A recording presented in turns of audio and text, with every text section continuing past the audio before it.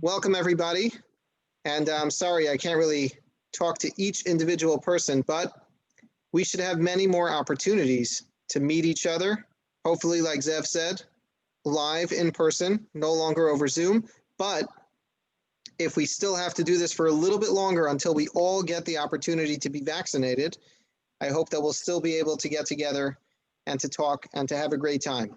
So tonight is going to be a lot of fun, but more importantly, tonight is going to be an opportunity to learn Torah together.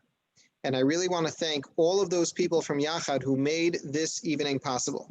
Rabbi Avi Feder, who's on here with us. I don't know, Avi, would you like to say anything before we begin? I'm excited to hear from you, Rav Shay. Everyone, thank you so much for joining. And we're going to hear a lot more about the Siddur over the coming weeks. It's going to be every Monday night at 8 o'clock. So tonight we're enjoying this time with Rav Shay.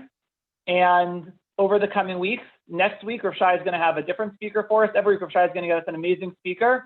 So every Monday night, I look forward to seeing everybody here. Anybody know there's over 50 people on this call. So every week, all 50 of you, we look forward to hearing and learning Torah together with. You know, it would be even better if each one of the 50 people on this call next week brought a friend on. So then we would have 100 people on the call. What do you say about that? Josh, you like that? It's a good idea. I see you're raising your hand. Josh, next week, I want you to bring a friend along. So there will be 52 people next week. All right. So good evening, everybody. And I'm excited that we're going to be learning the Siddur together. I see 2 people are raising their hands. Maybe we'll hold up the questions until the end, and then we'll take everyone's questions. Really. May, thanks for your question. I would love to hear it. I hope you'll be unmuted, but maybe let's hold the question until we're done. Maybe that will be a little bit easier, and then we'll take a few questions. Rabbi Feder, do we have a few minutes for questions when I'm finished? Is that okay? Of course. Of course. Okay, so maybe we'll do a few questions, or maybe if you want to write the questions in the chat, maybe Rabbi Feder can ask me the questions after I'm done. Maybe that will be easier. But whatever it is, I want to hear everyone's questions, and I want to try to respond. The problem is I don't always have the answers. So sometimes I have to think about your questions, and I'm going to have to get back to you another time because some of these questions are actually very, very difficult. Let me just talk a little bit about davening. So we're excited that we're going to be learning the Siddur. And the Siddur is probably one of the oldest books that we have that has survived all the years of Jewish history.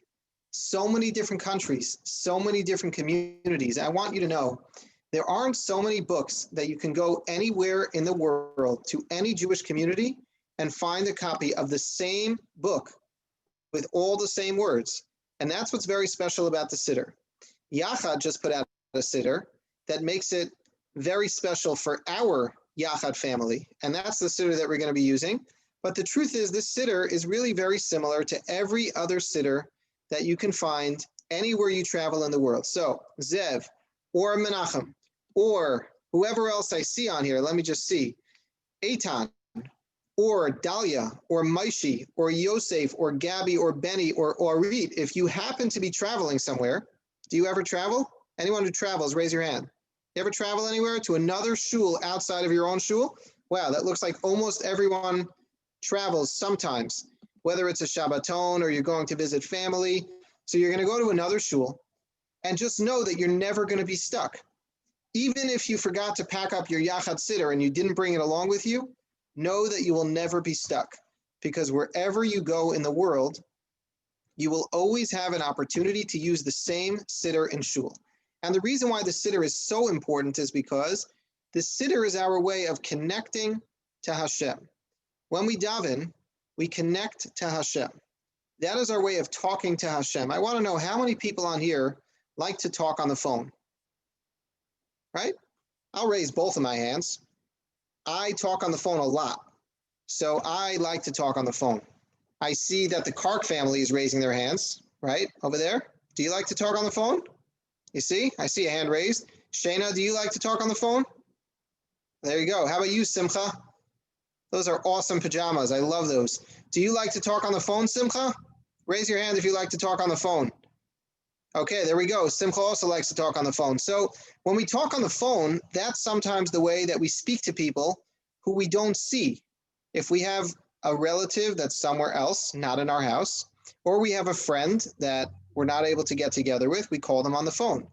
What do we do when we have Hashem, who we want to talk to, but we don't see him? So the way that we talk to him on the phone is we use the Siddur and we daven. And just like it's very exciting to use the Siddur, to use the phone to talk to our friends, it should be very exciting for us every time that we open up a Siddur and we talk to Hashem. One of the problems is that sometimes when we daven, we ask for something and we wonder, does Hashem really hear me? Does Hashem really listen? Right? You ask for all kinds of things. Did anyone ever ask Hashem for something very important in their life? Raise your hand if you ever asked Hashem for something important, right? So I had a lot of things in my life that I asked Hashem to help me with. For example, I want that Hashem should make my school good. I ask Hashem every day in my davening now that he should take us out of this pandemic and he should make us be able to have Shabbatons again. Like Zev said, that would be amazing. If we didn't have to do Zoom anymore, that would be great. And I'm sure many of us have so many things that we ask Hashem, but the problem is I've been asking Hashem this for the last 8 months, and it seems like Hashem is not really listening. So what do? Do we stop davening? Do we stop davening? All those who think we should stop davening, raise your hands. I love that nobody's raising their hands. And not only that, I see Rabbi Feder is even putting his hand down. We don't stop davening. What we do is we understand Hashem loves to talk to us anyway. Did you ever ask your parents for a snack? Let's say it's bedtime. I don't know what time everyone goes to sleep. I go to sleep pretty late. But imagine if you asked your parents for a little candy or a little cookie right before it was bedtime. Do you think your parent would say yes? Well, your parent loves you, so sometimes they say yes. But sometimes when it's really bad for you to have that candy because it's going to keep you up at night, or if you ask for a can or a bottle of soda right before you go to sleep, your parent is probably going to say, that's not a good idea. It's not really good for you. And they're not going to give it to you. Not because they don't like you, but because they want you to be able to go to sleep and they want you to be happy. And if you drink a bottle of soda before you go to sleep, you're probably not going to go to sleep. And then the next day, you're not going to be happy. So sometimes a person who loves you doesn't give you exactly what you want. And it's not because they don't like you. It's because they love you so much and they know what's the best thing for you. And Hashem is the same way. Sometimes we ask Hashem for things and he says no to us. It's not because Hashem doesn't love us. It's because Hashem loves us so much and he knows what's good for us. But don't ever forget that whenever you daven and whatever you ask for, and whenever you talk to Hashem, you should know that he's paying attention. You should know that he is listening, and you should know that he is saving that conversation for whenever it is going to be responded to, whenever it's going to be answered. So just because you didn't get the bottle of soda today before you go to sleep, doesn't mean you're not going to get it another day. Hashem always knows what's best for us, and Hashem always does what is healthiest and best for us. So that is a general thought about davening. And I'm happy to take anyone's questions. Again, it might be easier if people write into the chat and tell me a little bit about what they're thinking. If you have specific questions, or if you have a comment about what I said, or if you have a comment in general about your experience of davening, something that you'd like me to try to talk about. Again, I don't always have the answers, but I can definitely try to think about it because your questions are very, very important. So I'm going to give a minute for people to type on the chat and tell me what they're thinking. Okay, there's no rush. You can type on the chat. I'm going to stay on for a few more minutes, and we're going to answer everyone's questions. I like to say that Hashem's hotline is always open. Hannah, where are you? Wave your hand so I can see where you are.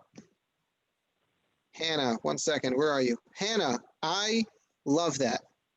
That is amazing. Hashem's hotline is always open.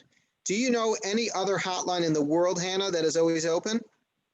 Every other place that you call has hours. Sometimes they're available and sometimes they're not. Let's say you need to go to the supermarket. They're not always open.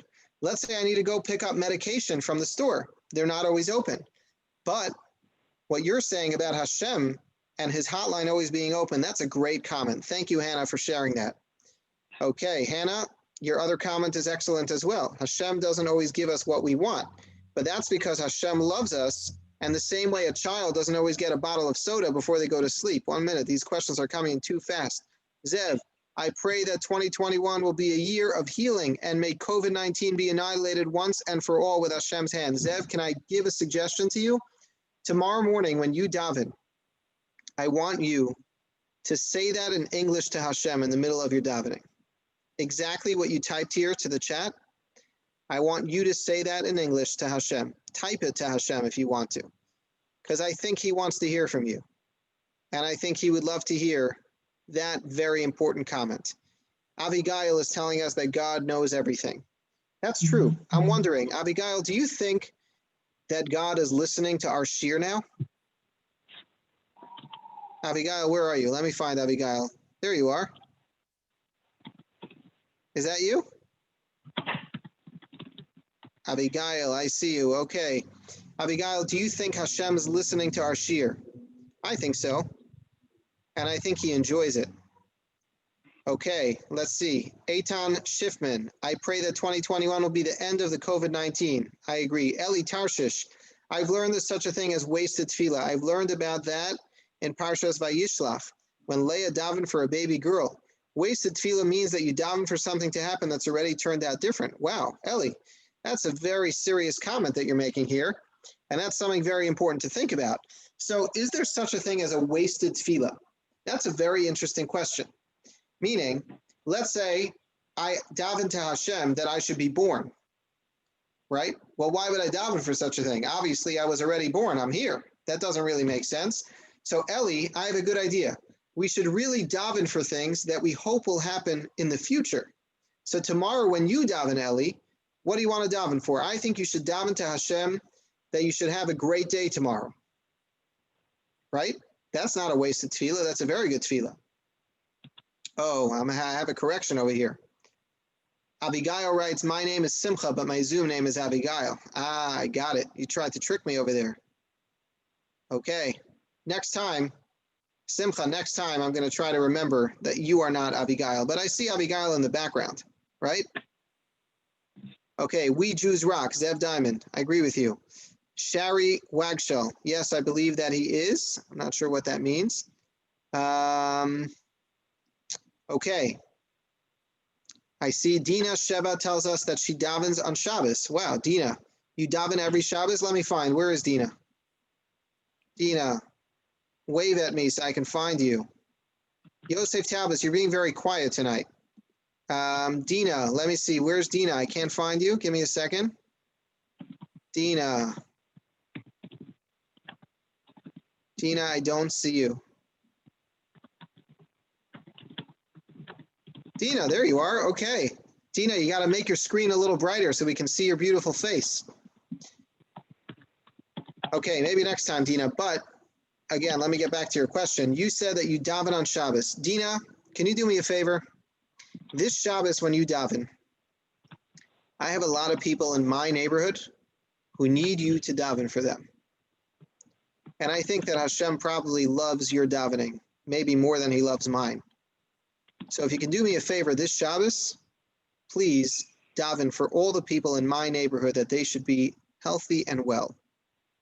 Okay. Anyway, I am so happy that we had this great time together and a really great opportunity to start being introduced to the Siddur. And I hope in the coming weeks we're going to do more of that. And we're going to have very special time to think about the words of the Siddur and to think about how special it is that we have a chance to daven together. Until then, I wish everyone a wonderful evening. I heard that there's a game on its way, so everyone get ready for a lot of fun. And let's just all pay attention so we can have the best time that we possibly can.